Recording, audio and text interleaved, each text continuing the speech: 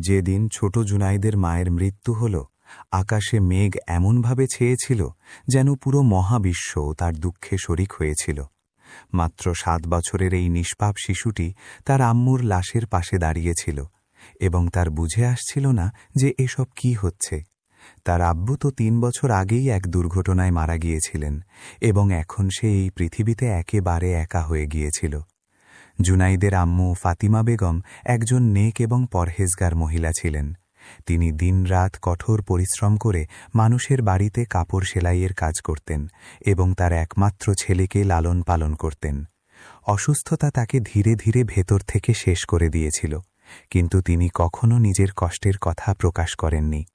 শেষ সময়ে তিনি জুনায়েদকে নিজের বুকে জড়িয়ে ধরে বলেছিলেন, বেটা, আল্লাহ তাআলা তোমার রক্ষক, সবর করো এবং সব সময় সত্যের পথে চলো। দাফনের পর মহল্লার মানুষজন যার যার বাড়ি ফিরে গেল। জুনায়েদ তার ঝুপড়ির সামনে বসে কাঁদছিল। তার চোখ দিয়ে পানি এমনভাবে পড়ছিল যে তার ছোট মুখটা পুরোপুরি ভিজে গিয়েছিল। পাড়া প্রতিবেশীর কিছু মহিলা তাকে সান্ত্বনা দেওয়ার চেষ্টা করল, কিন্তু এক এতিম শিশুর মনের কষ্ট কে বুঝতে পারত। ৩ দিন কেটে গেল। জুনায়েদের ঝুপড়িতে খাওয়ার মতো কিছু বাকি ছিল না। ক্ষুধার জ্বালায় অস্থির হয়ে সে মহল্লায় এদিক ওদিক ঘুরতে লাগল। কিছু মানুষ তাকে রুটির টুকরো দিল, কেউ কেউ ধমক দিয়ে তাড়িয়ে দিল। সে বুঝতে পারছিল না এখন সে কি করবে, কোথায় যাবে। একদিন মহল্লার বাড়িওয়ালা হাজি আকরাম সাহেব তার ঝুপড়ির কাছে আসলেন। তিনি মোটা এবং প্রভাবশালী ব্যক্তি ছিলেন, যার কণ্ঠে সবসময় কঠোরতা থাকত। তিনি জুনায়েদকে বললেন, শোন ছেলে, তোর আম্মুর ৩ মাসের ভাড়া বাকি আছে, এখন হয় টাকা দে, না হয় এই ঝুপড়ি ছেড়ে দে। জুনায়েদ কাঁপানো গলায় বলল, হুজুর, আমার আম্মু তো এখন এই দুনিয়ায় নেই, আমার কাছে কোনো টাকা নেই। হাজি সাহেব রাগের মাথায় বললেন, তোর বাধ্যবাধকতা নিয়ে আমার কোনো মাথা ব্যথা নেই, তুই ৪ দিনের মধ্যেই জায়গা খালি করে দেবি, না হলে আমি তোর জিনিসপত্র বাইরে ফেলে দেব। এই বলে তিনি চলে গেলেন। জুনায়েদ কাঁদতে কাঁদতে ভেতরে গেল। ঝুপড়িতে তার আম্মুর পুরনো চাদর, কিছু ভাঙাচোরা বাসন আর একটি বালিশ ছাড়া আর কিছুই ছিল না। সে তার আম্মুর চাদরটি তুলল এবং সেটি শুঁকল। তাতে এখনও তার আম্মুর ঘ্রাণ লেগেছিল। সে সেই চাদরে নিজের মুখ লুকিয়ে ফুপিয়ে ফুপিয়ে কাঁদতে লাগল। চতুর্থ দিনে যখন হাজি সাহেব আবার আসলেন, জুনায়েদ তার ছোট পোটলা বেঁধে বাইরে দাঁড়িয়েছিল। তার চোখগুলো ফুলেছিল এবং মুখ ফ্যাকাশে হয়ে গিয়েছিল। হাজি সাহেব ঝুপড়িতে তালা লাগিয়ে দিলেন এবং জুনায়েদকে ধাক্কা দিয়ে বললেন, এখন এখান থেকে ভাগ এবং আর কখনো এদিকে আসবি না। জুনায়েদ পোটলা নিয়ে গলিতে গলিতে ঘুরতে লাগল। সে জানত না কোথায় যাবে। সন্ধ্যা ঘনিয়ে আসছিল এবং ঠান্ডা বাতাস বইতে শুরু করেছিল। সে একটি মসজিদের বাইরে পৌঁছাল এবং তার সিঁড়িতে বসে পড়ল। মসজিদের মুয়াজ্জিন নাসিম মিয়া তাকে দেখে জিজ্ঞেস করলেন, বেটা, তুই এখানে কেন বসে আছিস? তোর বাড়ির লোকজন কোথায়? জুনায়েদ সব কাহিনী শোনাল। নাসিম মিয়া খুব গরিব মানুষ ছিলেন। তার নিজের জীবনই কষ্টে কাটছিল। তার নিজের ৫টি বাচ্চা ছিল এবং ঘরে খাবারের অভাব থাকত। তবুও তিনি জুনায়েদকে সেই রাতে মসজিদেই ঘুমানোর অনুমতি দিলেন। তিনি বললেন, বেটা, আজ রাত এখানেই ঘুমিয়ে থাক, কাল দেখব কি করা যায়। জুনায়েদ মসজিদের এক কোনায় তার আম্মুর চাদর বিছাল এবং সেটি গায়ে জড়িয়ে ঘুমিয়ে পড়ল। সারা রাত সে ভয়ঙ্কর স্বপ্ন দেখতে থাকল। কখনো তার আম্মুকে কাঁদতে দেখল। পরদিন সকালে নাসিম মিয়া তাকে জাগালেন এবং বললেন, বেটা, তুই ফজরের নামাজের পর এখান থেকে চলে যা। মসজিদ কমিটির লোকজন আসার কথা। তারা যদি তোকে এখানে দেখে তবে আমাকেও বকা দেবে। তুই বাজারে গিয়ে কোনো কাজ খুঁজে নে। জুনায়েদের মন ভেঙে গেল, কিন্তু সে বুঝতে পারল যে তার কাছে কোনো উপায় নেই। সে তার পোটলা তুলল এবং মসজিদ থেকে বেরিয়ে পড়ল। রাস্তায় ঘুরতে ঘুরতে সে বাজারে পৌঁছাল। সেখানে দোকানগুলো খুলছিল এবং মানুষ যার যার কাজে ব্যস্ত ছিল। জুনায়েদ প্রতিটা দোকানে গিয়ে কাজ খুঁজতে লাগল। এক ভাঙারি দোকানে সে বলল, মিয়া, আমাকে কোনো কাজ দিন। দোকানদার জালাল মিয়া তাকে উপর নিচ দেখল এবং বলল, তুই কাজ করবি? তুই তো এখনও অনেক ছোট এবং তাছাড়া আমার কারো প্রয়োজন নেই।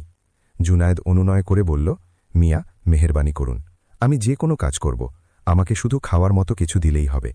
জালাল মিয়া কিছুক্ষণ ভেবে তারপর বলল, আচ্ছা শোন, তুই রোজ সকালে এসে আমার দোকান পরিষ্কার করবি এবং ভাঙারি মালপত্র তোলায় আমাকে সাহায্য করবি। আমি তোকে দিনে 2টি রুটি দেব এবং সপ্তাহে 5 টাকা। জুনায়েদের চোখে উজ্জ্বলতা চলে আসলো। সে তখনই কাজ শুরু করে দিল। সারা দিন সে ভারী ভারী জিনিস তুলতে থাকল। তার ছোট্ট হাতগুলোতে ফোসকা পড়ে গেল, কিন্তু সে কোনো অভিযোগ করল না। সন্ধ্যায় জালাল মিয়া তাকে 2টি রুটি আর সামান্য আচার দিল। জুনায়েদ ক্ষুধার্ত অবস্থায় সেই রুটিগুলো খেল এবং আল্লাহর শুকরিয়া আদায় করল। রাত হতেই তার মনে আবার সেই প্রশ্ন জাগল যে সে কোথায় ঘুমাবে। সে শহরের বাইরের দিকে গেল, যেখানে একটি পুরনো কবরস্থান ছিল। সেখানে একটি ভাঙা দেয়ালের পেছনে সে তার ঠিকানা বানাল। রাতের ঠান্ডায় কাঁপতে কাঁপতে সে তার আমগুর চাদর জড়িয়ে শুয়ে পড়ল। 1 মাস পর জুনায়েদের অবস্থা আরও খারাপ হয়ে গেল। জালাল মিয়ার মেজাজ খুব খিটখিটে ছিল। সামান্য ভুলের জন্য সে জুনায়েদকে মারধর করত। একদিন জুনায়েদের হাত থেকে ভুল করে একটি কাঁচের বোতল ভেঙে গেল। জালাল মিয়া রাগের মাথায় তাকে এত মারল যে তার পিঠে দাগ পড়ে গেল। সেদিন তিনি জুনায়েদকে খাবারও দিলেন না। ক্ষুধার্ত তৃষ্ণার্ত জুনায়েদ কাঁদতে কাঁদতে কবরস্থানে ফিরে আসল। সে তার আম্মুর চাদরের ওপর মাথা রেখে ফুপিয়ে ফুপিয়ে কাঁদতে লাগল। সে বলল, আম্মু, আপনি কোথায় চলে গেলেন? আমি খুব কষ্টে আছি। আমার খুব ক্ষুধা লেগেছে আর খুব ব্যথা করছে। আল্লাহ মিয়া আমার ওপর কেন নারাজ? সেই রাতে আকাশ পরিষ্কার ছিল এবং চাঁদের আলো কবরস্থানে ছড়িয়ে পড়েছিল। জুনায়েদের চোখ বন্ধ হয়ে আসতে লাগল। ক্ষুধা আর ক্লান্তিতে সে ঘুমিয়ে পড়ল। স্বপ্নে তার আম্মু আসলেন এবং তার মাথায় হাত বুলিয়ে বললেন, বেটা, সবর কর। আল্লাহ তাআলা প্রতিটা কষ্টের পর স্বস্তি দান করেন। পরদিন সকালে যখন সে উঠল, তার শরীরে খুব ব্যথা করছিল। তবুও সে জালাল মিয়ার দোকানে পৌঁছে গেল। কিন্তু সেখানে গিয়ে সে জানতে পারল যে জালাল মিয়া অন্য একটি ছেলেকে কাজে রেখে দিয়েছে, যে তার চেয়ে বড় এবং শক্তিশালী ছিল। জালাল মিয়া জুনায়েদকে বলল, তুই খুব দুর্বল এবং ঠিকমতো কাজ করতে পারিস না। এখন আর এখানে কাজ পাবি না, এখান থেকে ভাগ। এটা শুনে জুনায়েদের দুনিয়া যেন ওলটপালট হয়ে গেল। এখন সে খাবার জন্যও কিছু পাবে না। সে বাজারে এদিক ওদিক ঘুরতে লাগল। সন্ধে হতে হতে পার এত জোরে ক্ষুধা লাগল যে মাথা ঘুরতে শুরু করল। সে একটি নান রুটির দোকানের কাছে পৌঁছাল এবং সেখানে ফেলে দেওয়া রুটির টুকরো কুড়াতে লাগল। দোকানদার তাকে দেখে ফেলল এবং চিৎকার করে তাড়িয়ে দিল। রাত হতে হতে জুনায়েদের অবস্থা আরও খারাপ হয়ে গেল। সে কোনো মতে কবরস্থানে ফিরে গেল এবং সেখানেই মাটিতে পড়ে গেল। তার জ্বর এসেছিল এবং পুরো শরীর আগুনের মতো জ্বলছিল। সে তার শেষ শক্তি দিয়ে আম্মুর চাদর গায়ে দিল এবং চোখ বন্ধ করল। সেই রাতে সে আবার স্বপ্ন দেখল। এবার তার আব্বুও ছিলেন। তিনি বললেন, বেটা, হিম্মত হারাস না। এটা জীবনের পরীক্ষা, তোকে সবর করতে হবে। জুনাইদের জীবনের এটি ছিল প্রথম পর্যায়, নির্জনতা, ক্ষুধা, অসহায়ত্ব আর কষ্টে ভরা। কিন্তু সে জানত না যে সামনের পথ আরও কঠিন, আর আসল পরীক্ষা এখনও বাকি আছে। জুনায়েদ 3 দিন ধরে জ্বরে পড়েছিল। কবরস্থানের শীতল মাটিতে শুয়ে তার অবস্থা শোচনীয় হয়ে গিয়েছিল। চতুর্থ দিন সকালে যখন তার চোখ খুলল, জ্বর কিছুটা কম ছিল, কিন্তু শরীরে এত দুর্বলতা ছিল যে ওঠার শক্তি ছিল না। তার ঠোঁট শুকিয়ে গিয়েছিল আর গলা এত শুষ্কজ্র যে আওয়াজ বেয়াচ্ছিল না। কাছেই একটি পানির হাউস ছিল, যেখানে কবরস্থানের দেখাশোনাকারী বৃদ্ধ শেখ হাসান প্রতিদিন অজু করতেন। সেদিন যখন তিনি ফজরের নামাজের জন্য আসলেন, দেয়ালের পেছন থেকে গোঙানির শব্দ শুনলেন। তিনি উকি দিয়ে দেখলেন একটি ছেলে মাটিতে পড়ে আছে, যার অবস্থা খুব খারাপ। শেখ হাসান দ্রুত তার কাছে গেলেন এবং তাকে নাড়া দিয়ে জিজ্ঞেস করলেন, বেটা, বেটা, তুই কে? এখানে কি করছিস? জুনায়েদ কষ্টে চোখ খুলল। তার গলার আওয়াজ এত ক্ষীণ ছিল যে শোনাই যাচ্ছিল না। সে শুধু বলল, পানি, পানি। শেখ হাসান দ্রুত হাউস থেকে পানি এনে তাকে পান করালেন। জুনায়েদ তৃষ্ণার্তের মতো পানি পান করল। কিছুক্ষণ পর তার কিছুটা হুঁশ ফিরল এবং সে তার পুরো কাহিনী শেখ হাসানকে শোনাল। বৃদ্ধ শেখের চোখে পানি চলে আসল। তিনি বললেন, বেটা, তুই এখানে কবরস্থানে কেন থাকছিস? জুনায়েদ বলল, বাবা, আমার আর কোনো জায়গা নেই, আমি কোথাও আশ্রয় পাচ্ছি না। শেখ হাসান খুব গরিব মানুষ ছিলেন। তার নিজের ঝুপড়ি এত ছোট ছিল যে সেখানে তিনি একাই কোনো মতে থাকতেন। তবুও তিনি জুনায়েদকে বললেন, বেটা, তুই রোজ সন্ধ্যায় আমার কাছে আসিস। আমার কাছে যা কিছু খাবার থাকবে তোকে দিয়ে দেব, তবে তোকে কোনো কাজ খুঁজে নিতে হবে, না হলে তুই এভাবেই না খেয়ে মরে যাবি। জুনায়েদ শেখ হাসানের পা ছুঁয়ে আল্লাহর শুকরিয়া আদায় করল। সেদিন শেখ হাসান তাকে রুটি আর পেঁয়াজ দিলেন। জুনায়েদ সেই খাবার এমনভাবে খেল যেন কত মাস ধরে সে খাবার পায়নি। পরের কয়েকদিন জুনায়েদ শহরে কাজের সন্ধানে ঘুরে বেড়াল। সে প্রতিটা দোকান, প্রতিটা কারখানা, প্রতিটা গুদামে গিয়ে কাজ চাইল, কিন্তু সব জায়গা থেকেই সে একই উত্তর পেল যে সে খুব ছোট অথবা তাদের কাউকে প্রয়োজন নেই। একদিন সে শুনল যে শহরের বড় শেঠ হাসিম আলীর বাড়িতে বাসন মাজার জন্য লোকের দরকার। জুনায়েদ দ্রুত তাদের বড় প্রাসাদের কাছে পৌঁছাল। দরজায় পাহারাদার তাকে আটকে দিয়ে জিজ্ঞেস করল, তোর কি কাজ? জুনায়েদ বলল, আমাকে শেঠ সাহেবের সাথে দেখা করতে হবে। আমি শুনেছি এখানে কাজের দরকার আছে। পাহারাদার তাকে উপর নিচ দেখল। জুনায়েদের কাপড় ছিল ছেঁড়া, চুল ছিল এলোমেলো এবং সারা শরীর থেকে দারিদ্র্যের ছাপ ফুটে উঠছিল। পাহারাদার হাসতে হাসতে বলল, ভাগ এখান থেকে। শেঠ সাহেব তোর মতো ভিখারির সাথে দেখা করেন না, এবং তাছাড়া তিনি কালই অন্য কাউকে কাজে রেখে দিয়েছেন। জুনায়েদের মন বসে গেল। সে মিনতি করল, ভাই সাহেব, মেহেরবানি করে আমাকে ভেতরে যেতে দিন, আমি অনেক পরিশ্রম করব। কিন্তু পাহারাদার তাকে ধাক্কা দিয়ে বের করে দিল। জুনায়েদ পড়তে পড়তে বেঁচে গেল। তার হাঁটু থেকে রক্ত বের হতে লাগল, কিন্তু সে কোনো চিৎকার করল না। সে উঠল এবং আবার কাজের সন্ধানে বেরিয়ে পড়ল। কয়েক সপ্তাহ কেটে গেল। জুনায়েদ এখনও কোনো স্থায়ী কাজ পায়নি। সে ছোটখাটো কাজ করত, কারো দোকানে কিছুক্ষণ মালপত্র তোলা, কারো বাড়ির ময়লা ফেলা, কারোর জন্য পানি ভরে দেওয়া। এসব কাজের বিনিময়ে সে কখনো একটা রুটি পেত, কখনো 2 আনা পয়সা। জুনায়েদ এই পয়সাগুলো জমিয়ে রাখত, যাতে কখনো প্রয়োজন হলে কাজে লাগে। একদিন বাজারে সে দেখল এক বড় দোকানের বাইরে ভিড় লেগেছে। জানা গেল দোকানের মালিক আজিজ ভাই কর্মচারী নিচ্ছেন। জুনায়েদও লাইনে দাঁড়ানোর চেষ্টা করল, কিন্তু বড় ছেলেরা এবং যুবকরা তাকে ধাক্কা দিয়ে পেছনে ফেলে দিচ্ছিল। তবুও সে হিম্মত হারাল না এবং লাইনে দাঁড়িয়ে থাকল। যখন তার পালা আসলো, আজিজ ভাই তার দিকে ফিরেও তাকালেন না। তিনি শুধু হাতের ইশারায় তাকে চলে যেতে বললেন। জুনায়েদ বলল, সাহেব, আমি অনেক পরিশ্রমী, আমাকে একটা সুযোগ দিন। আজিজ ভাই বিরক্তির সাথে বললেন, দেখছিস না তুই কত ছোট আর রোগা পাতলা? আমার দোকানে ভারী ভারী মালপত্র তুলতে হয়, তুই এই কাজ করতে পারবি না। এখন ভাগ এখান থেকে, সময় নষ্ট করিস না। জুনায়েদ হতাশ হয়ে সেখান থেকে চলে গেল। সেদিন সে কোনো কাজ পেল না এবং সন্ধ্যা পর্যন্ত না খেয়েই থাকল। যখন সে শেখ হাসানের কাছে পৌঁছাল, বৃদ্ধ তাকে দেখে বললেন, বেটা, আজ আমার কাছেও খাওয়ার কিছু নেই, আমি আজ কোনো হাদিয়া পাইনি, তুই কাল আসিস। জুনায়েদ বলল, ঠিক আছে বাবা, আল্লাহ করিম, এবং সে আবার কবরস্থানের দিকে রওনা হল। রাতে ক্ষুধার জ্বালায় জুনায়েদ ঘুমাতে পারছিল না। তার পেট এমনভাবে ব্যথা করছিল যেন ভেতর থেকে কেউ কাটছে। তার আম্মুর কথা মনে পড়ল। সে ভাবতে লাগল, যদি তার আম্মু বেঁচে থাকত তবে আজ তাকে এই দিন দেখতে হতো না। সে নীরবে কাঁদতে থাকল। পরদিন সকালে যখন সে উঠল, তার এত দুর্বলতা অনুভব হচ্ছিল যে হাঁটতেও কষ্ট হচ্ছিল। তবুও সে শহরে পৌঁছাল। আজ তাকে যে কোনোভাবে খাবার জোগাড় করতে হবে। সে একটি চায়ের দোকানের কাছে পৌঁছাল, যেখানে খুব ভিড় ছিল। দোকানের মালিক ইয়াকুব মিয়া বাসন মাজতে খুব ব্যস্ত ছিলেন। জুনায়েদ সাহস করে বলল, মিয়া, আমি কি আপনার সাহায্য করতে পারি? ইয়াকুব মিয়া অস্থির হয়ে বললেন, হ্যাঁ হ্যাঁ, তুই এই বাসনগুলো ধুয়ে দে, তাড়াতাড়ি কর, কাস্টমাররা অপেক্ষা করছে। জুনায়েদ দ্রুত কাজ শুরু করে দিল। সে সারা দিন বাসন ধুলো, মেঝে পরিষ্কার করল, কাস্টমারদের চা পরিবেশন করল। সন্ধে হতে হতে সে ক্লান্তিতে শেষ হয়ে গিয়েছিল, কিন্তু সে কোনো অভিযোগ করল না। যখন দোকান বন্ধ হল, ইয়াকুব মিয়া তাকে 2টি রুটি আর 1 পেয়ালা চা দিলেন এবং বললেন, তুই কালও আসিস, তুই যদি এভাবেই পরিশ্রম করিস তবে আমি তোকে রোজ কাজ দেব। জুনায়েদের খুশির সীমানা রইল না। সে খাবার খেল এবং শেখ হাসানকে এই সুসংবাদ শোনানোর জন্য দৌড় দিল। শেখ হাসানকার মাথায় হাত রাখলেন এবং বললেন, আল্লাহ তাআলা তোর ওপর রহম করুন বেটা, কিন্তু মনে রাখবি, জীবনে সব সময় সততার সাথে কাজ করবি। পরের কয়েক সপ্তাহ জুনায়েদ ইয়াকুব মিয়ার দোকানে কাজ করতে থাকল। সে সকাল থেকে সন্ধে পর্যন্ত পরিশ্রম করত এবং বিনিময়ে খাবার ও মাঝে মাঝে কিছু পয়সা পেত। ধীরে ধীরে তার শরীর কিছুটা শক্ত হতে লাগল। কিন্তু ভাগ্যের অন্য কিছু মঞ্জুর ছিল। একদিন ইয়াকুব মিয়ার দোকানের পাশে আরেকটি চায়ের দোকান খুলল। নতুন দোকানটি অনেক বড় ছিল এবং সেখানে সিঙাড়া পকোড়াও পাওয়া যেত। ধীরে ধীরে ইয়াকুব মিয়ার কাস্টমার কমে গেল। 1 মাস পর ইয়াকুব মিয়া জুনায়েদকে বললেন, বেটা, আমার ব্যবসা ভালো চলছে না, এখন আমি তোকে রোজ কাজ দিতে পারবো না, তুই সপ্তাহে 3 দিন আসিস। জুনায়েদের মন বসে গেল, কিন্তু সে কিছু বলল না। এখন তাকে বাকি দিনগুলোতে অন্য কাজ খুঁজতে হবে।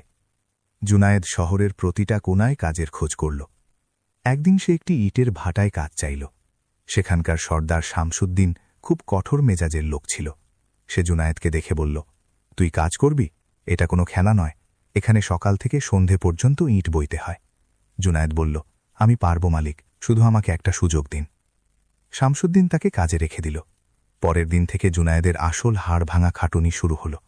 ভাটায় কাজ করা অত্যন্ত কঠিন ছিল। খুব সকালে আসতে হতো এবং দুপুরের তপ্ত রোদে ভারী ভারী ইট বইতে হতো।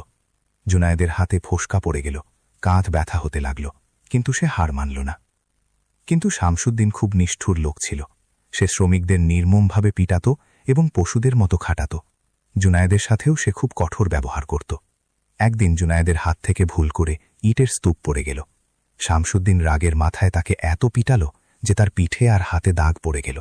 সে বলল, যদি পরের বার এমন ভুল হয় তবে তোর বেতন থেকে টাকা কেটে নেব। জুনায়েদ কাঁদতে কাঁদতে কাজ করতে থাকল। সন্ধ্যায় যখন সে কবরস্থানে ফিরল, তার পুরো শরীর ব্যথায় কুঁকড়ে যাচ্ছিল। শেখ হাসান তার অবস্থা দেখে বললেন, বেটা, এই কাজ তোর জন্যে খুব কঠিন, তুই অন্য কোনো কাজ খুঁজে নে। কিন্তু জুনায়েদ বলল, বাবা, আমি অন্য কোনো কাজ পাচ্ছি না, আমাকে এটাই করতে হবে। 3 মাস পর্যন্ত জুনায়েদ ভাটায় কাজ করল। তার শরীর রোগা পাতলা হয়ে গিয়েছিল এবং মুখ রোদে পুড়ে গিয়েছিল, কিন্তু সে তার কষ্টের উপার্জিত টাকা থেকে কিছু টাকা জমিয়েছিল। সে ভেবেছিল হয়তো এই টাকা দিয়ে সে কখনো কোনো ছোট ব্যবসা শুরু করতে পারবে। কিন্তু একদিন যখন সে ভাটা থেকে বাড়ি ফিরছিল, পথে কিছু বখাটে ছেলে তাকে ঘিরে ধরল। তাদের মধ্যে একজন বলল, এই ভাই, পকেট খালি কর, যা টাকা আছে দিয়ে দে। জুনায়েদ বলল, ভাই সাহেব, এটা আমার কষ্টের কামাই, মেহেরবানি করে আমাকে যেতে দিন। কিন্তু সেই বদমাশরা তাকে মারধর করল এবং তার সব টাকা ছিনিয়ে নিল। জুনায়েদ মাটিতে পড়ে গেল এবং ব্যথায় গোঙাতে লাগল। যখন তারা চলে গেল, সে কোনোমতে উঠে খুঁড়িয়ে খুঁড়িয়ে কবরস্থানে পৌঁছাল। সেদিন সে খুব কাঁদল। তার 3 মাসের পরিশ্রমের কামাই এক মুহূর্তে লুটে নিল। পরদিন যখন সে ভাটায় পৌঁছাল, তার আঘাতগুলো দেখে শামসুদ্দিন বলল, তুই কাজ করতে পারবি কিনা? আমার অসুস্থ মানুষের দরকার নেই। জুনায়েদ বলল, আমি পারব মালিক, এবং সে ব্যথা চেপে কাজ শুরু করে দিল। কিন্তু সেদিন তার শরীর দিচ্ছিল না। দুপুরে যখন সে ইট বইছিল, হঠাৎ তার মাথা ঘুরল এবং সে ইটের স্তূপের ওপর পড়ে গেল। তার মাথা ফেটে গেল এবং রক্ত বের হতে লাগল। বাকি শ্রমিকরা তাকে তুলল এবং শামসুদ্দিনকে লাগল। শামসুদ্দিন তাকে দেখল এবং খুব অবহেলার সাথে বলল, এই ছেলে কাজের যোগ্য নয়, একে বাইরে বের করে দাও, আর ওর শেষ বেতন দিও না, ও আমার ইটগুলো নষ্ট করে ফেলেছে। কিছু শ্রমিক জুনায়েদকে বাইরের রাস্তায় ফেলে রেখে আসল। সে সেখানেই অজ্ঞান হয়ে পড়ে রইল। সন্ধ্যায় যখন তার জ্ঞান ফিরল, সে দেখল তার মাথায় পট্টি বাঁধা। পাশে শেখ হাসান বসেছিলেন। শেখ হাসান বললেন, বেটা, কেউ আমাকে খবর দিয়েছিল, আমি তোকে এখান থেকে তুলে একজন হেকিমের কাছে নিয়ে গিয়েছিলাম, তিনি তোর চিকিৎসা করেছেন। জুনায়েদের চোখে পানি চলে আসলো। সে জিজ্ঞেস করল, বাবা, হেকিম সাহেবের খরচ কিভাবে দিলেন? শেখ হাসান বললেন, আমি আমার জমানো পুঁজি দিয়ে দিয়েছি। বেটা, তুই চিন্তা করিস না, আল্লাহ সব দেখছেন। জুনায়েদ ফুপিয়ে ফুপিয়ে কাঁদতে লাগল। এই বৃদ্ধ ফকির তার শেষ সম্বলটুকু তার ওপর খরচ করে দিয়েছেন। সে শেখ হাসানের পা ধরে ফেলল এবং বলল, বাবা, আমি আপনার এই ঋণ কখনো ভুলব না, আমি অবশ্যই একদিন এটি শোধ করব। পরের কয়েকদিন জুনায়েদ অসুস্থ ছিল। শেখ হাসান তার দেখাশোনা করলেন এবং যা কিছু খাবার পেতেন তা জুনায়েদকে খাইয়ে দিতেন। ধীরে ধীরে জুনায়েদের শরীর ঠিক হতে লাগল। যখন সে আবার কাজ করার যোগ্য হল, সে শহরে আবার কাজের খোঁজ শুরু করল। কিন্তু এখন তার বয়স 9 বছর হয়ে গিয়েছিল এবং সে আগের চেয়েও বেশি দুর্বল দেখাচ্ছিল। তার মাথায় আঘাতের চিহ্ন ছিল, যা তাকে আরও শ্রীহীন করে তুলেছিল। সে একটি কাপড়ের দোকানে কাজ চাইল। দোকানের মালিক নূর মোহাম্মদ বললেন, তোকে খুব দুর্বল আর অসুস্থ লাগছে, আমি তোকে কাজ দিতে পারব না। সে একটি হোটেলে কাজ চাইল। হোটেলের মালিক বলল, তোর চেহারা দেখে কাস্টমাররা পালিয়ে যাবে, তুই এখান থেকে চলে যা। সে একটি সবজি বাজারে কাজ চাইল। সেখানকার ঠিকাদার তাকে এত আজে বাজে কথা শোনাল যে জুনায়েদ লজ্জায় মরে যাচ্ছিল। সব জায়গা থেকে নিরাশ হয়ে জুনায়েদ আবার ছোটখাটো কাজ করতে লাগল। কখনো কারোর জন্য মালপত্র বওয়া, কখনো কারোর ঘর পরিষ্কার করা, কখনো ময়লা তোলা। তার জীবন একটি সংগ্রামে পরিণত হয়েছিল। একদিন সে দেখল বাজারে এক বৃদ্ধ অন্ধ ভিখারি বসে আছে এবং কেউ তাকে সাহায্য করছে না। জুনায়েদের কাছে সেদিন মাত্র 2 আনা পয়সা ছিল, যা সে সারা দিনের পরিশ্রমে কামিয়েছিল। সে ভেবেছিল এটা দিয়ে সে সন্ধ্যায় রুটি কিনবে। কিন্তু সেই অন্ধ ভিখারিকে দেখে তার আম্মুর কথা মনে পড়ে গেল যে সবসময় অভাবীদের সাহায্য করতে হবে। সে তার 2 আনা পয়সা সেই অন্ধ ভিখারিকে দিয়ে দিল। ভিখারি তাকে দোয়া দিল। জুনায়েদ বলল, দাদা, আপনি আল্লাহর কাছে দোয়া করুন যাতে আমার জীবনে কখনো ভালো দিন আসে। অন্ধ ভিখারি বলল, বেটা, যার মন এত পরিষ্কার, আল্লাহ তাকে অবশ্যই দান করেন। তোর ভালো দিন আসবে, শুধু সবর কর। সেই রাতে জুনায়েদ না খেয়ে ঘুমাল, কিন্তু তার মনে এক অদ্ভুত প্রশান্তি ছিল। সে ভাবল, তার অবস্থা যত খারাপই হোক না কেন, তাকে মনুষ্যত্ব ভোলা উচিত নয়। মাস পেরিয়ে গেল। জুনায়েদের বয়স 10 বছর হল। সে এখনও রোজ ছোটখাটো কাজ করত এবং কোনো মতে নিজের জীবন চালাত। তার কাকড় তালি দেওয়া ছিল এবং জুতো ছিঁড়ে গিয়েছিল। শীতের রাতে সে ঠান্ডায় কাঁপত এবং গরমকালে রোদে পুড়ত। একদিন শহরে এক ধনী সওদাগরের কাছে আসল। ওনার নাম ছিল সৈয়দ রশিদ। তিনি অন্য শহর থেকে মালপত্র নিয়ে এসেছিলেন এবং শহরের বাজারে সেগুলো বিক্রির জন্য থেমেছিলেন। জুনায়েদ ভাবল, হয়তো তাদের মালপত্র নামাতে সাহায্যের দরকার হতে পারে। সে তাদের কাছে গেল এবং বলল, হুজুর, আমি কি আপনার কোনো সাহায্য করতে পারি? সৈয়দ রশিদের চাকররা তাকে ধমক দিয়ে বলল, ভাগ এখান থেকে, আমাদের তো সাহায্য লাগবে না। কিন্তু সৈয়দ রশিদ তার চাকরদের থামিয়ে বললেন, থামো, এই বাচ্চাটিকে আসতে দাও। তিনি জুনায়েদকে জিজ্ঞেস করলেন, বেটা, তুই কে আর কি চাস? জুনায়েদ তার পুরো কাহিনী শোনাল। সৈয়দ রশিদ তার কথা মন দিয়ে শুনলেন। তার চোখে সহানুভূতি দেখা গেল। তিনি বললেন, বেটা, তুই অনেক বিপদ সহ্য করেছিস। আজ তুই আমার মালপত্র নামাতে সাহায্য কর, আমি তোকে ভালো পুরস্কার দেব। জুনায়েদের খুশির শেষ ছিল না। সে সারা দিন পরিশ্রম করে সৈয়দ রশিদের মালপত্র নামাল, সেগুলো সঠিক জায়গায় রাখল এবং বাজারে দোকান দিতে সাহায্য করল। সৈয়দ রশিদ তার পরিশ্রম এবং সততা দেখে খুব খুশি হলেন। সন্ধ্যায় তিনি জুনায়েদকে ডাকলেন এবং বললেন, বেটা, তুই খুব ভালো কাজ করেছিস, এই নে তোর পুরস্কার। তিনি তাকে 10 টাকা দিলেন। জুনায়েদের চোখ চকচক করে উঠল। সে জীবনে প্রথমবার এত টাকা একসাথে দেখল। সে সৈয়দ রশিদের পা ছুঁয়ে বলল, হুজুর, আল্লাহ আপনাকে শান্তিতে রাখুন। আপনার এই মেহেরবানি আমি কখনো ভুলব না।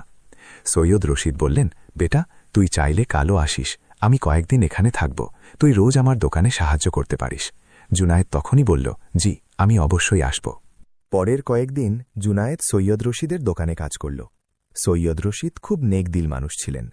তিনি জুনায়েদকে ভালো খাবার খাওয়াতেন, তার সাথে ভালো ব্যবহার করতেন এবং তার পরিশ্রমের মর্যাদা দিতেন। জুনায়েদ অনুভব করল, জীবনে প্রথমবার কেউ তাকে সম্মান দিয়েছে। কিন্তু সুখ বেশিদিন টিকল না। 2 সপ্তাহ পর সৈয়দ রশিদের সব মালপত্র বিক্রি হয়ে গেল এবং তাকে নিজের শহরে ফিরে যেতে হল। শেষ দিন তিনি জুনায়েদকে ডাকলেন এবং বললেন, আমাকে কাল সকালে চলে যেতে হবে। আমি তোকে নিজের সাথে নিয়ে যেতে চেয়েছিলাম, কিন্তু আমার নিজের বাড়ির অবস্থাও খুব ভালো নয়। আমার নিজের 5টি বাচ্চা আছে এবং ঘরে অভাব আছে। আমি তোর লালন পালনের দায়িত্ব নিতে পারছি না, কিন্তু এই নে, এটা তোর কাজের টাকা। তিনি জুনায়েদকে 20 টাকা দিলেন। জুনায়েদের গলা ধরে আসল। সে বলল, হুজুর, আপনি আমার ওপর এত মেহেরবানি করেছেন যে আমি তার শুকরিয়া আদায় করতে পারব না। আল্লাহ আপনাকে সবসময় খুশি রাখুন। সৈয়দ রশিদ তার মাথায় হাত রাখলেন এবং বললেন, বেটা, তুই খুব ভালো আর পরিশ্রমী। আল্লাহ তাআলা তোকে অবশ্যই সফলতা দেবেন। শুধু সবর কর আর সবসময় সততার পথে চল। পরদিন সকালে সৈয়দ রশিদ চলে গেলেন। জুনায়েদ তাদের কাফেলাকে চলে যেতে দেখল। আবারও সে একা হয়ে গিয়েছিল।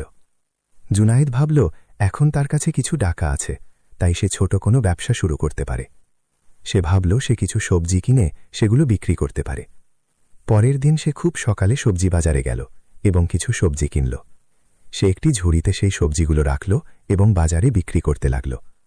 প্রথম দিন সে কিছু সবজি বিক্রি করল এবং কিছুটা মুনাফা কামাল। তার মনে হল এখন তার জীবন বদলে যাবে। কিন্তু দ্বিতীয় দিন যখন সে সবজি নিয়ে বাজারে দাঁড়িয়েছিল, তখন কিছু বড় দোকানদার তাকে তাড়িয়ে দিল। তারা বলল, তুই এখানে সবজি বিক্রি করতে পারবি না, এই জায়গা আমাদের। যদি তুই আবার এখানে আসার চেষ্টা করিস তবে আমরা তোর পা ভেঙে দেব। জুনায়েদ অন্য জায়গায় যাওয়ার চেষ্টা করল, কিন্তু সব জায়গায় সে একই উত্তর পেল। অবশেষে শহরের সবচেয়ে দূরে একটি নোংরা গলিতে সে জায়গা পেল। সেখানে খুব কম মানুষ আসত এবং তার সবজিও কম বিক্রি হতো। মাঝে মাঝে তার সবজি নষ্ট হয়ে যেত এবং তাকে লোকসান গুনতে হতো। তবুও জুনায়েদ হিম্মত হারাল না। সে রোজ সকালে বাজারে যেত এবং সেগুলো বিক্রির চেষ্টা করত। কিন্তু তার মুনাফা খুব কম ছিল এবং মাসের শেষে তার কাছে কোনোমতে এতটুকু টাকা বাঁচত যা দিয়ে সে পরের মাসের মালপত্র কিনতে পারত। একদিন বৃষ্টির মৌসুম আসল। জুনায়েদ তার সবজির ঝুড়ি নিয়ে বাজারে দাঁড়িয়েছিল যে হঠাৎ জোরে বৃষ্টি শুরু হল। তার কাছে কোনো ছাতা বা চাদর ছিল না। বৃষ্টিতে ভিজতে ভিজতে সে তার সবজিগুলো বাঁচানোর চেষ্টা করল, কিন্তু পানিতে সবজি নষ্ট হতে লাগল। কিছুক্ষণের মধ্যেই তার অর্ধেকের বেশি সবজি বরবাদ হয়ে গেল। জুনায়েদ কাঁদতে কাঁদতে তার বাকি সবজি নিয়ে ফিরে আসল। সেদিন তার অনেক ক্ষতি হয়েছিল। রাতে সে কবরস্থানে বসে ভাবছিল এখন কি করবে। তার কাছে এত টাকা অবশিষ্ট ছিল না যে সে আবার সবজি কিনতে পারবে। শেখ হাসান তাকে সান্ত্বনা দিয়ে বললেন, বেটা, জীবনে উত্থান পতন আসেই, তুই হিম্মত হারাস না, আল্লাহ তাআলা অবশ্যই কোনো পথ বের করবেন। পরের কয়েকদিন জুনায়েদ আবার ছোটখাটো কাজ করে টাকা জমাল। 1 সপ্তাহ পর তার কাছে এত টাকা হল যে সে সামান্য সবজি কিনতে পারল। সে আবারও তার ছোট ব্যবসা শুরু করল। কিন্তু এবার তার ভাগ্য আরও খারাপ খেয়াল দেখাল। একদিন যখন সে বাজার থেকে সবজি কিনে ফিরছিল, পথে একটি দৌড়ানো গরু তার ঝুড়িতে ধাক্কা মারল। ঝুড়ি পড়ে গেল এবং সব সবজি রাস্তায় ছড়িয়ে ছিটিয়ে গেল। কিছু সবজি থেতলে গেল, কিছু ড্রেনে পড়ে গেল। জুনায়েদ মাটিতে বসে কাঁদতে লাগল। তার সব পরিশ্রম আবার বরবাদ হয়ে গিয়েছিল। মানুষ তাকে দেখে পাশ কাটিয়ে যাচ্ছিল, কিন্তু কেউ তাকে সাহায্য করল না। সেদিনের পর জুনায়েদের সাহস পুরোপুরি ভেঙে গেল। সে ভাবল হয়তো সে কখনো নিজের জীবন উন্নত করতে পারবে না। সে সবজি বিক্রির কাজ ছেড়ে দিল এবং আবার ছোটখাটো কাজের ওপর নির্ভর হয়ে পড়ল। মাস পেরিয়ে গেল। জুনায়েদের বয়স 11 বছর হল। সে এখনও একইভাবে দারিদ্র্য আর অভাবের মধ্যে বেঁচেছিল। তার কাপড় আরও ছিঁড়ে গিয়েছিল এবং তার চেহারা দেখে মানুষ তার থেকে দূরে থাকত। একদিন সে শুনল যে শহরে এক বড় মসজিদ তৈরি হচ্ছে এবং সেখানে শ্রমিকের দরকার। জুনায়েদ সেখানে পৌঁছাল এবং ঠিকাদারের কাছে কাজ চাইল। ঠিকাদারের নাম ছিল ইলিয়াস। সে খুব কঠোর মেজাজের মানুষ ছিল। তবুও সে জুনায়েদকে ছোটখাটো কাজের জন্য রেখে দিল। জুনায়েদ মসজিদের নির্মাণে পাথর বইবার কাজ করত। কাজ খুব কঠিন ছিল এবং সারাদিন পরিশ্রম করার পর সে খুব সামান্য টাকা পেত, কিন্তু অন্তত সে রোজ কাজ পাচ্ছিল। 3 মাস পর্যন্ত জুনায়েদ সেখানে কাজ করল। মসজিদের নির্মাণ কাজ প্রায় শেষ। জুনায়েদ ভাবল যখন মসজিদ পুরোপুরি তৈরি হয়ে যাবে তখন হয়তো সে সেখানে অন্য কোনো কাজ পেয়ে যাবে। কিন্তু যখন মসজিদের নির্মাণ কাজ শেষ হল, ইলিয়াস সব শ্রমিককে শেষ বেতন দিয়ে কাজ থেকে বের করে দিল। জুনায়েদ আবার বেকার হয়ে গেল। জুনায়েদ আবার শহরে কাজের সন্ধানে নামল। সে প্রতিটা দোকান, প্রতিটা কারখানা, প্রতিটা জায়গায় গেল, কিন্তু কোথাও কাজ পেল না। তার অবস্থা এত খারাপ হয়ে গিয়েছিল যে মানুষ তাকে দেখে ধমক দিত। একদিন ক্ষুধার জ্বালায় অস্থির জুনায়েদ বাজারে ঘুরছিল। সে দেখল একটি মিষ্টির দোকানের বাইরে গরম গরম জিলাপি রাখা আছে। তার খুব ইচ্ছে হল যদি সে একটা জিলাপি খেতে পারত, কিন্তু তার কাছে একটা পয়সাও ছিল না। সে সেখানেই দাঁড়িয়ে জিলাপিগুলো দেখতে লাগল। তখনই একজন ধনী মানুষ তার ছেলের সাথে সেখানে আসলেন এবং অনেক জিলাপি কিনলেন। যখন তিনি যাচ্ছিলেন, তার ছেলে একটা জিলাপি খেল এবং বাকিগুলো মাটিতে ফেলে দিল। সেই ধনীর ছেলে বলল, আব্বু, এই জিলাপি মিষ্টি না। জুনায়েদ দেখল সেই জিলাপিগুলো মাটিতে পড়ে আছে। তার মন চাইল সে সেগুলো তুলে খায়, কিন্তু তার লজ্জা লাগল। তারপর সে ভাবল, না খেয়ে মরার চেয়ে তো এটাই ভালো। সে এদিক ওদিক তাকাল এবং তারপর দ্রুত সেই জিলাপিগুলো তুলে খেয়ে নিল। ময়রা এটা দেখে ফেলল। সে রাগের মাথায় জুনায়েদকে ধরল এবং তাকে চড় মেরে বলল, আরে নালায়েক, তুই আমার দোকানের সামনে থেকে নোংরা জিলাপি তুলে খাচ্ছিস। লোকে দেখলে কি বলবে যে আমার দোকানের জিলাপি মাটিতে পড়ে থাকে? ভাগ এখান থেকে। জুনায়েদ কাঁদতে কাঁদতে সেখান থেকে পালিয়ে গেল। সেদিন তার এত লজ্জা লাগল যে সে ভাবল সে এখন কি করবে। তার জীবন কি এভাবেই কাটবে? সেই রাতে কবরস্থানে বসে জুনায়েদ খুব চিন্তাভাবনায় ডুবে গেল। সে তার জীবনের গত 4 বছর মনে করল। বাবা মায়ের মৃত্যু থেকে শুরু করে এখন পর্যন্ত সে শুধু কষ্টই দেখেছে। সে ভাবল হয়তো আল্লাহ তাআলা তার উপর নারাজ। তখনই শেখ হাসান সেখানে আসলেন। তিনি জুনায়েদকে কাঁদতে দেখে জিজ্ঞেস করলেন, বেটা, কি হয়েছে? তুই এত পেরেশান কেন? জুনায়েদ সব কথা জানাল। শেখ হাসান তাকে বুঝিয়ে বললেন, বেটা, জীবনে যখন বিপদ আসে তখন সেটা আল্লাহর নারাজি নয়, বরং পরীক্ষা হয়। আল্লাহ তাআলা তার বান্দাদের যাচাই করেন। যে সবর করে আল্লাহ তাকে অবশ্যই পুরস্কৃত করেন। তুই হিম্মত হারাস না, তোর ভালো দিন অবশ্যই আসবে। জুনায়েদ বলল, বাবা, আমি অনেক সবর করেছি, আমি অনেক পরিশ্রম করেছি, কিন্তু আমার অবস্থা দিন দিন খারাপই হচ্ছে। আমার মনে হয় না আমার দিন কখনো বদলাবে। শেখ হাসান তার মাথায় হাত রেখে বললেন, বেটা, অন্ধকারের পরেই তো সকাল হয়। রাত যত গভীর হয় সকাল তত বেশি উজ্জ্বল হয়। তুই শুধু সবর কর আর আল্লাহর উপর ভরসা রাখ। একদিন তোর পরিশ্রম অবশ্যই সার্থকতা পাবে। জুনায়েদ শেখ হাসানের কথা শুনল এবং তার মনে সামান্য আশার আলো জাগল। সে ভাবল হয়তো সত্যিই একদিন তার জীবন বদলে যাবে। পরদিন থেকে জুনায়েদ আবারও সাহস সঞ্চয় করল। সে ঠিক করল যে সে হার মানবে না। সে আবারও কাজের সন্ধানে বেরিয়ে পড়ল। অনেক দিন কেটে গেল। জুনায়েদ ছোটখাটো কাজ পাচ্ছিল, কিন্তু কোনো স্থায়ী কাজ পাচ্ছিল না। একদিন সে শুনল যে শহরের বাইরে একটি বড় ক্ষেতে মজুর দরকার। জুনায়েদ সেখানে পৌঁছাল। ক্ষেতের মালিক মোহাম্মদ ইউনুস একজন ধনী জমিদার ছিলেন। জুনায়েদ ওনার কাছে কাজ চাইল। মোহাম্মদ ইউনুস তাকে দেখে বললেন, তুই খুব দুর্বল, ক্ষেতের কাজ খুব কঠিন হয়, তুই করতে পারবি না। জুনায়েদ অনুনয় করে বলল, মালিক, আমাকে একটা সুযোগ দিন, আমি অবশ্যই পরিশ্রম করব। মোহাম্মদ ইউনুস ভাবলেন এবং তারপর বললেন, আচ্ছা, তুই আজ কাজ কর। যদি তুই ঠিকমতো কাজ করিস তবে আমি তোকে রেখে দেব। জুনায়েদ সেদিন পুরো শক্তি দিয়ে কাজ করল। সে ক্ষেতে লাঙল চালানোয় সাহায্য করল, ফসল কাটায় হাত লাগাল এবং যে কাজই তাকে দেওয়া হল তা পুরোপুরি সততার সাথে করল। সন্ধ্যা পর্যন্ত সে এত ক্লান্ত হয়ে গিয়েছিল যে তার হাত পা ব্যথা করছিল, কিন্তু সে কোনো অভিযোগ করল না। মোহাম্মদ ইউনুস তার পরিশ্রম দেখে খুশি হলেন। তিনি বললেন, বেটা, তুই ভালো কাজ করেছিস। তুই কাল থেকে রোজ আসিস, আমি তোকে প্রতিদিনের কাজ দেব। জুনায়েদের খুশির সীমানা রইল না। অবশেষে সে একটি স্থায়ী কাজ পেয়ে গিয়েছিল। সে মোহাম্মদ ইউনুসের পা ছুঁয়ে বলল, মালিক, আল্লাহ আপনাকে শান্তিতে রাখুন। পরের কয়েক মাস জুনায়েদ মোহাম্মদ ইউনুসের খেতে কাজ করল। কাজ কঠিন ছিল এবং সারাদিনের পরিশ্রমের পর তার শরীর ভেঙে আসত, কিন্তু অন্তত সে রোজ খাবার পাচ্ছিল এবং কিছু টাকাও। কিন্তু একদিন খেতে এক বড় দুর্ঘটনা ঘটে গেল। মোহাম্মদ ইউনুসের খেতে আগুন লেগে গেল। পুরো ফসল পুড়ে ছাই হয়ে গেল। মোহাম্মদ ইউনুসের অনেক বড় লোকসান হল।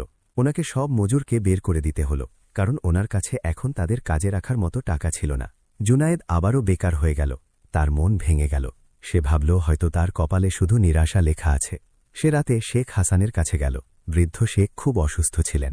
উনার জ্বর ছিল এবং শরীর একদম ভালো ছিল না।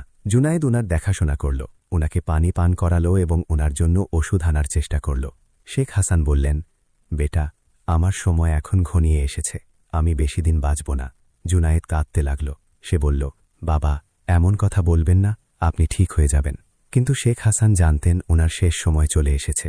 তিনি জুনায়েদকে বললেন, বেটা, আমার কাছে তোকে দেওয়ার মতো কিছু নেই, কিন্তু আমি তোকে একটা উপদেশ দিচ্ছি। কখনো নিজের ঈমান হারাস না। চাই যত বিপদই আসুক, আল্লাহর উপর ভরসা রাখবি।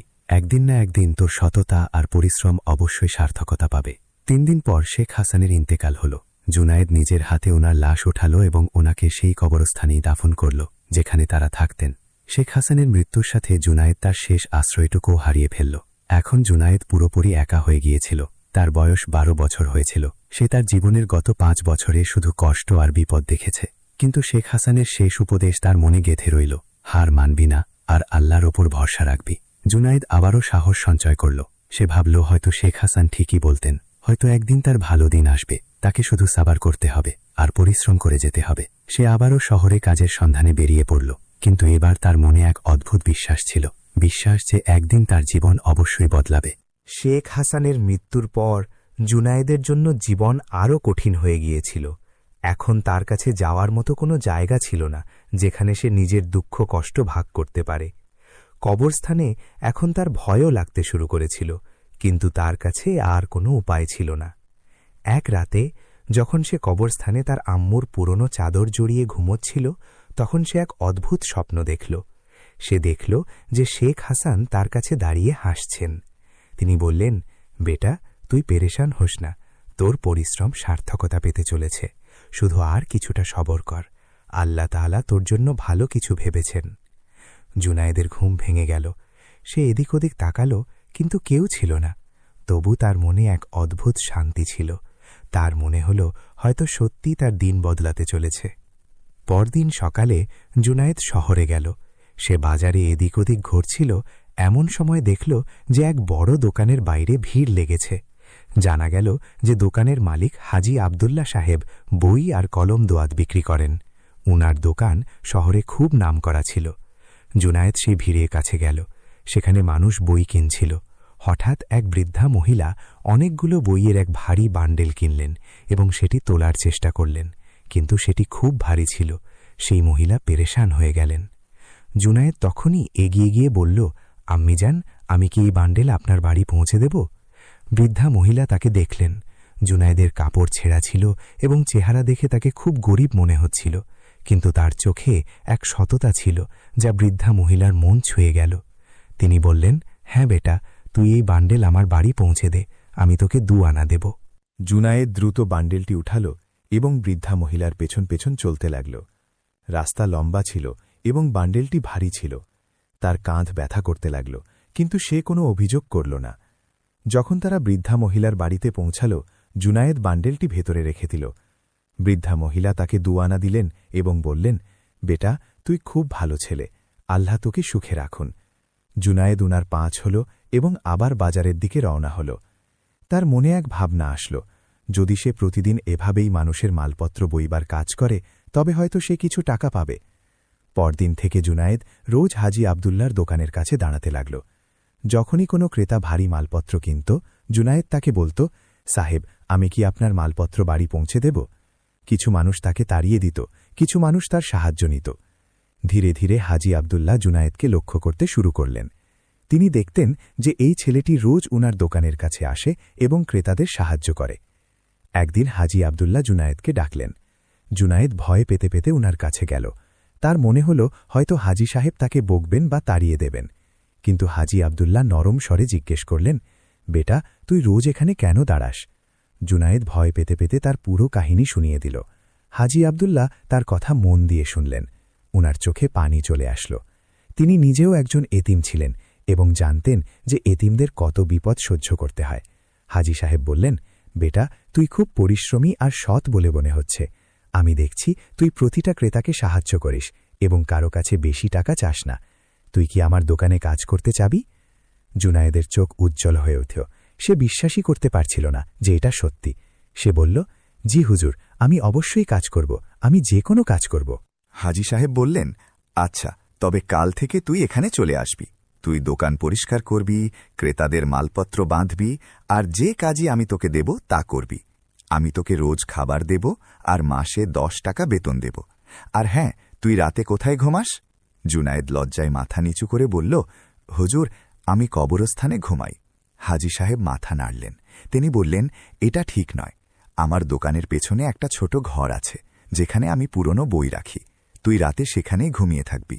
অন্তত তুই মাথার ওপর ছাদ পাবি। জুনায়েদের খুশির সীমা রইল না। সে হাজি সাহেবের পা ধরে ফেলল এবং কাঁদতে কাঁদতে বলল, হুজুর, আল্লাহ আপনাকে জান্নাত নসিব করুন। আপনার এই মেহেরবানি আমি জীবনভর ভুলব না। পরদিন থেকে জুনায়েদের জীবনে এক নতুন অধ্যায় শুরু হল।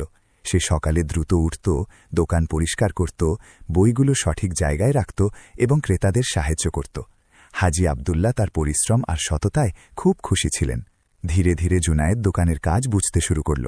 সে দেখত কোন ধরনের বই বেশি বিক্রি হয়, কোন ক্রেতারা কি কিনতে পছন্দ করেন। তার বইয়ের প্রতিও আগ্রহ তৈরি হল। একদিন দোকানে কোনো ক্রেতা ছিল না। জুনায়েদ সাহস করে হাজি সাহেবকে জিজ্ঞেস করল, হুজুর, আমি কি এই বইগুলো দেখতে পারি? হাজি সাহেব হেসে বললেন, বেটা, তুই কি পড়তে জানিস? জুনায়েদ লজ্জায় বলল, না হুজুর, কিন্তু আমি শিখতে চাই। হাজি সাহেবের চোখে উজ্জ্বলতা চলে আসল। তিনি বললেন, এটা খুব ভালো কথা বেটা। ইলম হাসিল করা প্রতিটা মুসলমানের উপর ফরজ। আমি তোকে পড়ালেখা শিখিয়ে দেব। সেদিন থেকে হাজি সাহেব রোজ সন্ধ্যায় দোকান বন্ধ করার পর জুনায়েদকে বর্ণমালা শেখাতে লাগলেন। জুনায়েদ খুব মেধাবী ছিল এবং তার শেখার আগ্রহ ছিল। সে রাত জেগে জেগে অক্ষর মনে রাখত আর অনুশীলন করত। মাস কেটে গেল। জুনায়েদ এখন উর্দু পড়তে পারত। সে ধীরে ধীরে বই পড়তে লাগল। তার বিশেষ করে গল্প আর সাহিত্যের বই ভালো রাখতে লাগল। হাজি সাহেব জুনায়েদের ওপর খুব খুশি ছিলেন।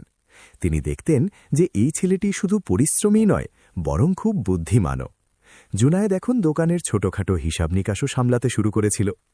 একদিন দোকানে একজন মুরুব্বী মানুষ আসলেন। উনার নাম ছিল মৌলভী ইসমাইল।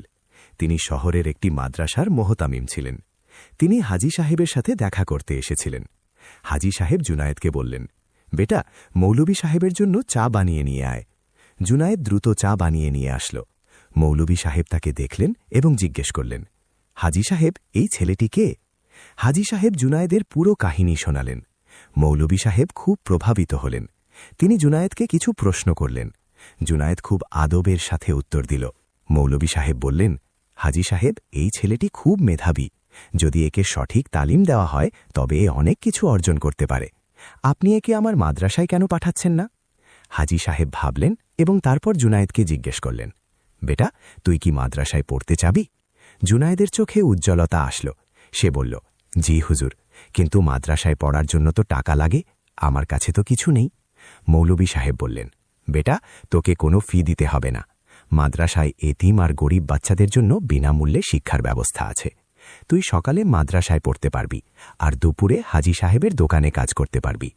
জুনায়েদের খুশির সীমা রইল না। সে হাজি সাহেব আর মৌলভী সাহেব দুজনেরই পা ছুল।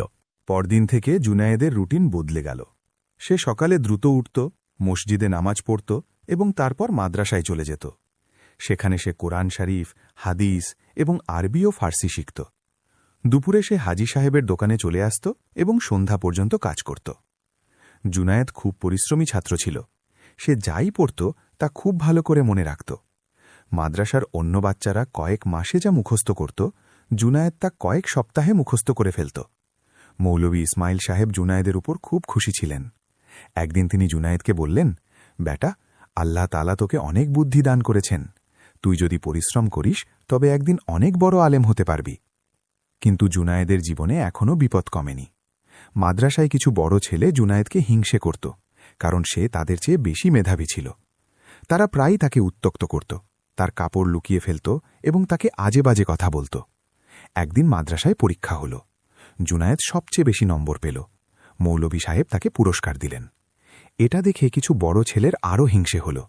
তারা জুনায়েদকে ঘিরে ধরল এবং এক ছেলে বলল, তুই খুব চালাক হয়েছিস, চল তোর বইটা দে, আমরা ওটা ছিঁড়ে ফেলব।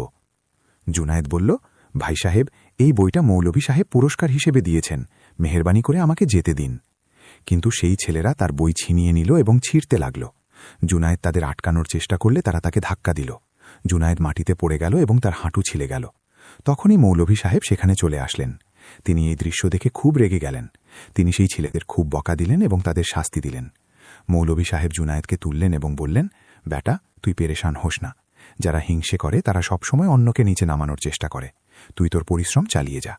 জুনায়েদ মাথা নাড়ল, কিন্তু তার মনে কষ্ট ছিল। সে রাতে সে হাজি সাহেবকে সব কথা জানাল। হাজি সাহেব তাকে বোঝালেন, বেটা, জীবনে সবসময় এমন মানুষ পাবি যারা তোর উন্নতি সইতে পারবে না, কিন্তু তুই তাদের কথাই কান দিবি না। তুই শুধু তোর কাজ করে যাবি। মাস কেটে গেল। জুনায়েদের বয়স এখন ১৩ বছর হয়েছিল। সে এখন আগের চেয়ে অনেক বদলে গিয়েছিল। তার শরীর শক্ত হয়েছিল, তার কাপড় পরিষ্কার থাকত এবং তার চেহারায় এক ধরনের নূর চলে এসেছিল। হাজি সাহেব তার বেতন বাড়িয়ে ১৫ টাকা করে দিয়েছিলেন। জুনায়েদ এই টাকা থেকে কিছু জমাত আর কিছু দিয়ে নিজের প্রয়োজনের জিনিস কিনত। একদিন দোকানে এক বৃদ্ধ অন্ধ লোক আসল। জুনায়েদ তাকে চিনতে পারল। এ সেই ভিখারি যাকে জুনায়েদ কয়েক বছর আগে তার শেষ দুয়ানা পয়সা দিয়েছিল। জুনায়েদ তখনই ওনার কাছে গেল এবং বলল, দাদা, আপনি আমাকে চিনতে পারছেন? অন্ধ লোক বলল, বেটা, আমি তো অন্ধ, তোকে দেখতে পারছি না। জুনায়েদ বলল, দাদা, আমি সেই ছেলেটি যে আপনাকে কয়েক বছর আগে দুয়ানা দিয়েছিল। অন্ধ লোকের চোখে পানি চলে আসল। তিনি বললেন, বেটা, আমি তোকে রোজ আমার দোয়ায় মনে করি। আমি আল্লাহর কাছে দোয়া করেছিলাম যেন তিনি তোকে শ্রেষ্ঠ নেয়ামত দান করেন।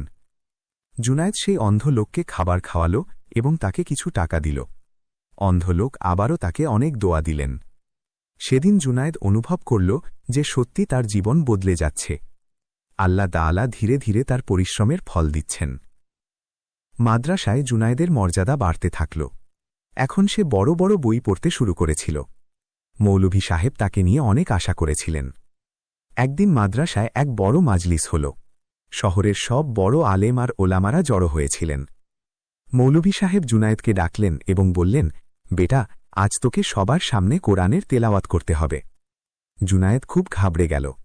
সে বলল, হুজুর, আমি এত বড় বড় মানুষের সামনে কিভাবে পড়ব? যদি আমার ভুল হয় তবে? মৌলভী সাহেব তার কাঁধে হাত রেখে বললেন, বেটা, আল্লাহর উপর ভরসা রাখ। তুই অনেক পরিশ্রম করেছিস, তোর কোনো ভুল হবে না। জুনায়েদ গভীর শ্বাস নিল এবং মাজলিসে গেল। সেখানে অনেক ভিড় ছিল। সবাই তার দিকে তাকিয়েছিল। জুনায়েদ বিসমিল্লাহ বলে কোরআনের তেলাওয়াত শুরু করল। তার কণ্ঠ এত সুন্দর ছিল যে সবাই মুগ্ধ হয়ে শুনতে লাগল। জুনায়েদ একটা ভুল না করে পুরো সূরা পড়ল। যখন সে তেলাওয়াত শেষ করল, পুরো মাজলিসে করতালিতে মুখরিত হয়ে উঠল। এক মুরব্বী আলেম দাঁড়িয়ে বললেন, মৌলভী ইসমাইল সাহেব, এই ছেলেটি খুব যোগ্য, একে আরও শিক্ষা দেওয়া উচিত। আমি একে আমার শহরের বড় মাদ্রাসায় ভর্তি করিয়ে দিতে পারি। মৌলভী সাহেব বললেন, জি হুজুর, কিন্তু এই ছেলেটি এতিম আর এর কাছে কিছু নেই। সেই মুরব্বী আলেম বললেন, আমি এর সব প্রয়োজন মেটাব। এই ছেলেটি যোগ্য আর এর এগিয়ে যাওয়া উচিত। জুনায়েদের চোখে পানি চলে আসল। সে বিশ্বাস করতে পারছিল না যে এসব সত্যি। সেই এতিম ছেলে যে একসময় কবরস্থানে না খেয়ে ঘুমাত, আজ বড় বড় আলেমদের প্রশংসা পাচ্ছে। কিন্তু জুনায়েদের মনে দ্বিধাও ছিল। সে মৌলভী সাহেবকে বলল, হুজুর, আমি হাজি আবদুল্লাহ সাহেবকে কিভাবে ছেড়ে যাব? তিনি আমার ওপর অনেক এহসান করেছেন। মৌলভী সাহেব বললেন, এই কথা হাজি সাহেবের সাথে করতে হবে। সেই সন্ধ্যায় জুনায়েদ হাজি সাহেবের কাছে গেল এবং সব কথা জানাল। হাজি সাহেবের চোখে পানি আসল। তিনি জুনায়েদকে জড়িয়ে ধরলেন এবং বললেন, বেটা, আমি তোর উন্নতির পথে বাধা হব না। তুই যা আর তোর শিক্ষা সম্পন্ন কর। এটা আমার জন্য অনেক বড় খুশির কথা যে আমি তোকে সাহায্য করেছি।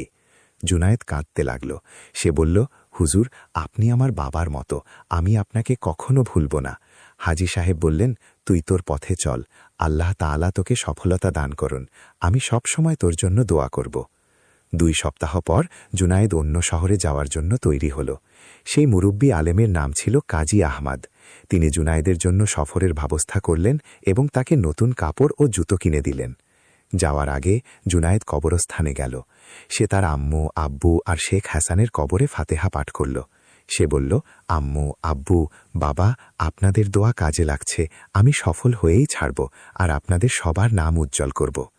যখন সে সেখান থেকে যাচ্ছিল তখন সে তার আম্মুর সেই পুরনো চাদরটি সেখানেই রেখে গেল। যে চাদরে সে একসময় ঘুমানো থাকত, আজ সে নিজেই এক আলো হয়ে উঠেছিল। তার আর সে চাদরের প্রয়োজন ছিল না। সে এখন এক নতুন সফর শুরু করতে যাচ্ছিল। কাজী আহমদ সাহেবের সাথে জুনায়েদ অন্য শহরের জন্য রওনা হল। রাস্তা লম্বা ছিল এবং জুনায়েদ জীবনে প্রথমবার এত দূরের সফর করেছিল। রাস্তা ভর সে জানালা দিয়ে বাইরে তাকিয়ে থাকল। ক্ষেত, পাহাড়, নদী সবকিছু তার কাছে নতুন আর অদ্ভুত লাগছিল। 3 দিনের সফরের পর তারা এক বড় শহরে পৌঁছাল। এই শহর জুনায়েদের শহরের চেয়ে অনেক বড় ছিল। এখানে বড় বড় ইমারত ছিল, চওড়া রাস্তা ছিল এবং অনেক ভিড় ছিল। কাজী সাহেব তাকে এক অনেক বড় মাদ্রাসায় নিয়ে গেলেন। মাদ্রাসার ইমারত এত বড় ছিল যে জুনায়েদ এমন ইমারত কখনো দেখেনি। সেখানে শত শত তালিবে ইলম পড়ত। কাজী সাহেব জুনায়েদকে মাদ্রাসার মুহতামিম মাওলানা হাকিমের সাথে পরিচয় করিয়ে দিলেন। মাওলানা হাকিম খুব মুরুব্বি আর প্রভাবশালী ব্যক্তি ছিলেন। তিনি জুনায়েদকে কিছু প্রশ্ন করলেন। জুনায়েদ খুব আদব আর বুদ্ধিমত্তার সাথে উত্তর দিল। মাওলানা হাকিম খুব খুশি হলেন। তিনি বললেন, কাজী সাহেব, আপনি ঠিকই বলছিলেন, এই ছেলেটি সত্যিই খুব যোগ্য। আমরা একে আমাদের মাদ্রাসায় ভর্তি নেব। জুনায়েদকে মাদ্রাসার ছাত্রাবাসে একটি রুম দেওয়া হল। রুমে আরও 4 জন ছেলে থাকত। সবাই বয়সে জুনায়েদের চেয়ে বড় ছিল। প্রথম দিন সবাই জুনায়েদকে অদ্ভুত নজরে দেখল। এক ছেলে জিজ্ঞেস করল, তুই কোথা থেকে এসেছিস? জুনায়েদ বলল, আমি অন্য শহর থেকে এসেছি। দ্বিতীয় ছেলে ব্যঙ্গ করে বলল, তোর কাপড় দেখে মনে হচ্ছে তুই খুব গরিব, তুই এখানে এই বড় মাদ্রাসায় কি করবি? জুনায়েদ শান্তভাবে বলল, আমি এখানে ইলম হাসিল করতে এসেছি। তৃতীয় ছেলে বলল, দেখি তুই কত ইলম হাসিল করতে পারিস, এখানে পড়াশোনা খুব কঠিন। জুনায়েদ কিছু বলল না। সে জানত তাকে তার পরিশ্রম দিয়ে প্রমাণ করতে হবে। পরদিন থেকে জুনায়েদের পড়াশোনা শুরু হল। মাদ্রাসায় অনেক বড় বড় আলেমরা পড়াতেন। পড়াশোনা সত্যি খুব কঠিন ছিল, কিন্তু জুনায়েদ হার মানল না। সে সকালে দ্রুত উঠত, নামাজের পর পড়াশোনা করত, তারপর ক্লাসে যেত এবং রাতেও দেরি করে পড়ত।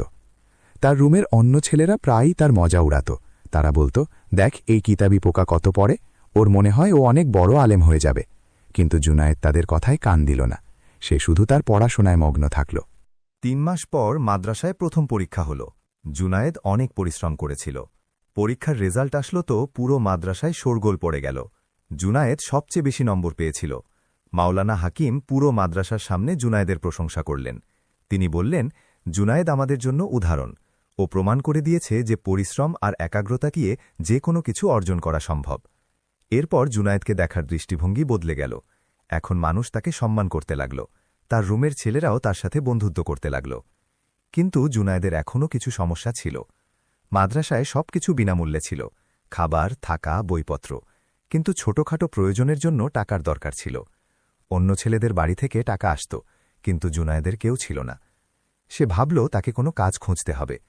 সে মাওলানা হাকিমের কাছে অনুমতি চাইল যেন সে বিকেলে কয়েক ঘণ্টা মাদ্রাসার বাইরে কাজ করতে পারে। মাওলানা হাকিম বললেন, বেটা, তোর পড়াশোনায় মন দেওয়া উচিত, কাজের প্রয়োজন নেই।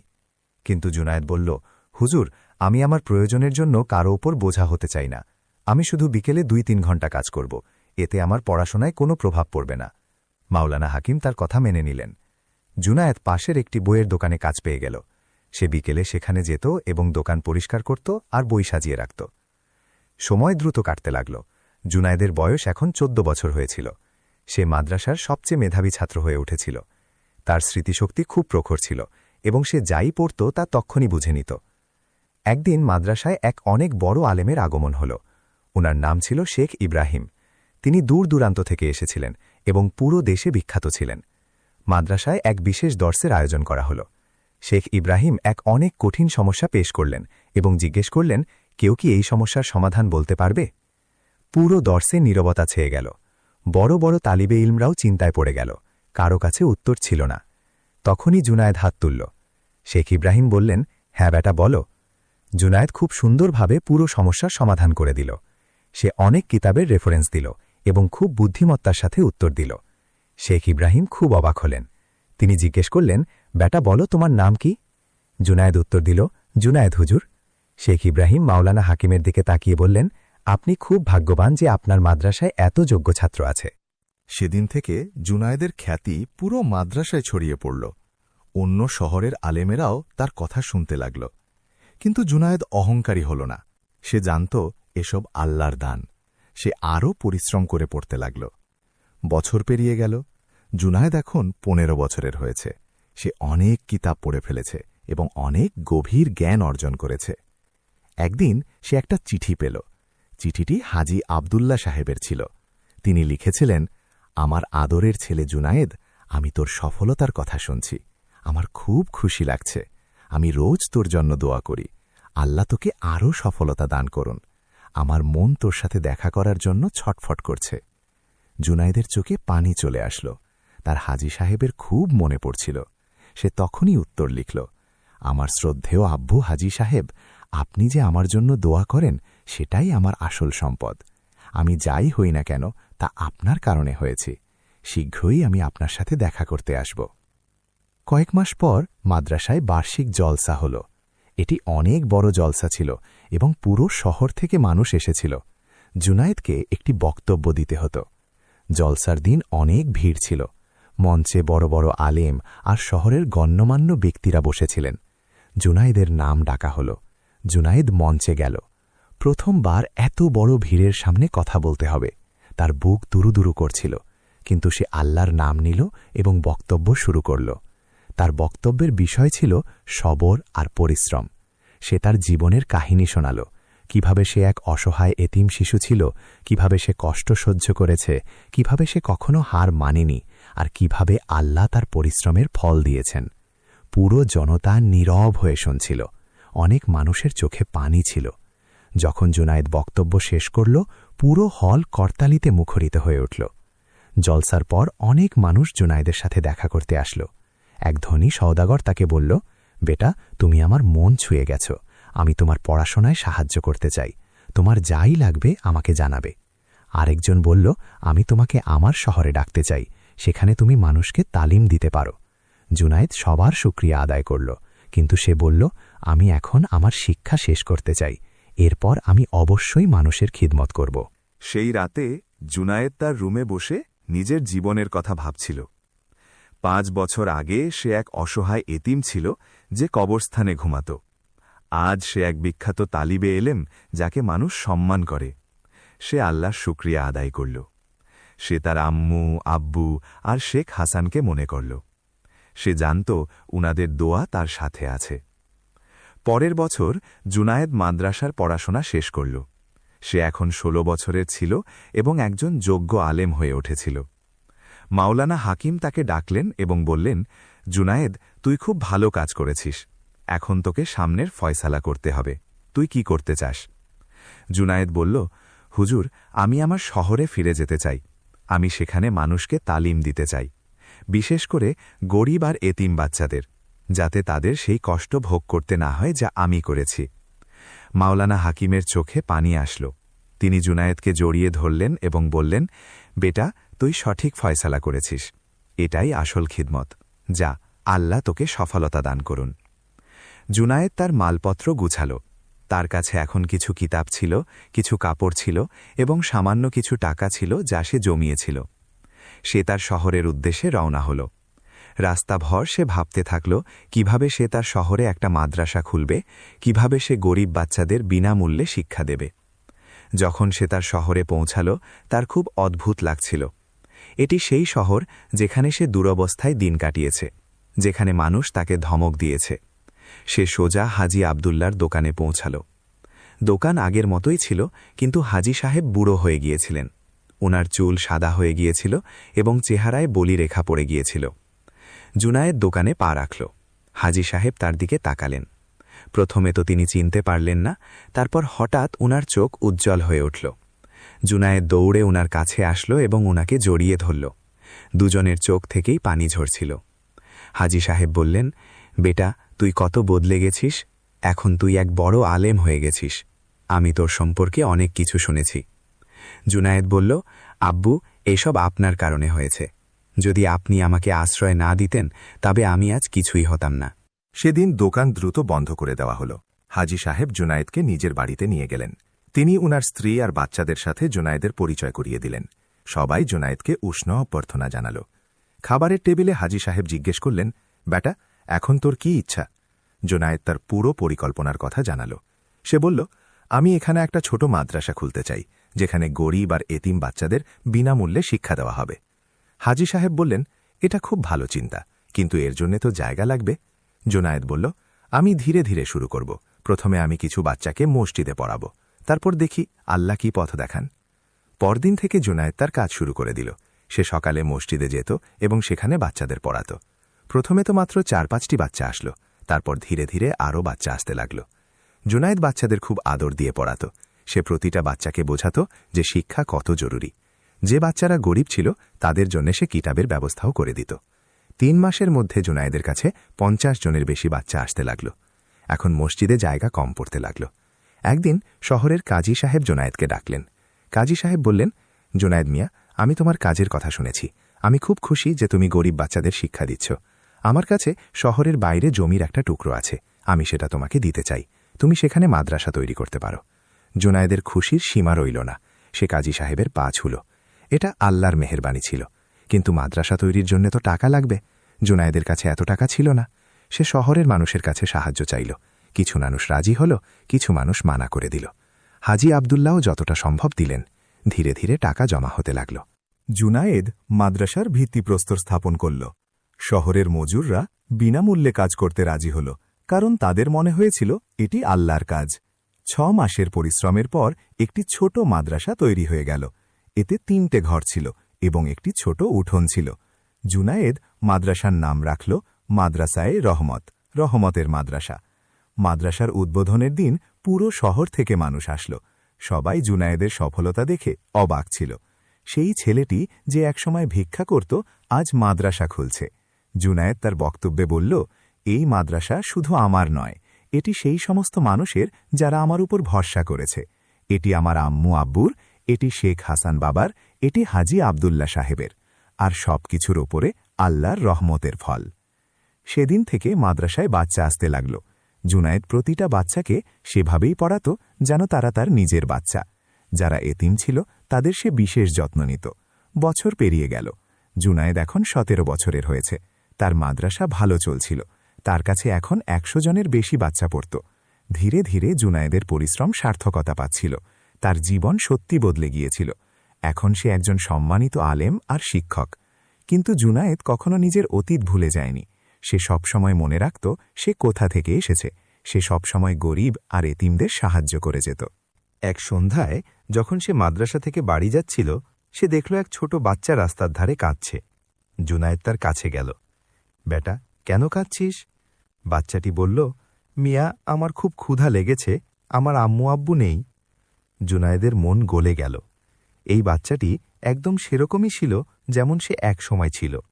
সে বাচ্চাটির হাত ধরল এবং বলল, চল আমার সাথে, আমি তোকে খাবার খাওয়াবো, আর তারপর তুই আমার মাদ্রাসায় থাকবি আর পড়বি। বাচ্চাটির চোখ উজ্জ্বল হয়ে উঠল। জুনায়েদ তাকে নিজের সাথে নিয়ে গেল।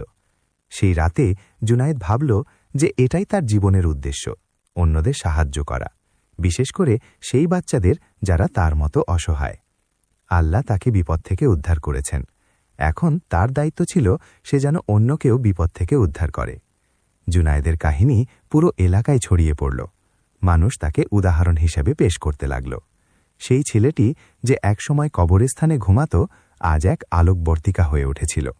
পরিশেষে বলা যায় যে জুনায়েদের জীবন আমাদের শেখায় যে চরম অসহায়ত্ব এবং কষ্টের মাঝেও যদি ধৈর্য সবর এবং সততা বজায় রাখা যায় তবে আল্লাহর রহমতে ভাগ্য অবশ্যই সুপ্রসন্ন হয়। মায়ের শেষ উপদেশ আর নিজের কঠোর পরিশ্রমের উপর ভিত্তি করে একজন এতিম ভিখারি থেকে যেভাবে সে একটি মাদ্রাসার প্রতিষ্ঠাতায় পরিণত হল তা অদম্য ইচ্ছাশক্তির এক উজ্জ্বল দৃষ্টান্ত। মানুষের সেবার মাধ্যমে নিজের জীবন সার্থকতা খুঁজে পাওয়াই যে প্রকৃত বড় হওয়া,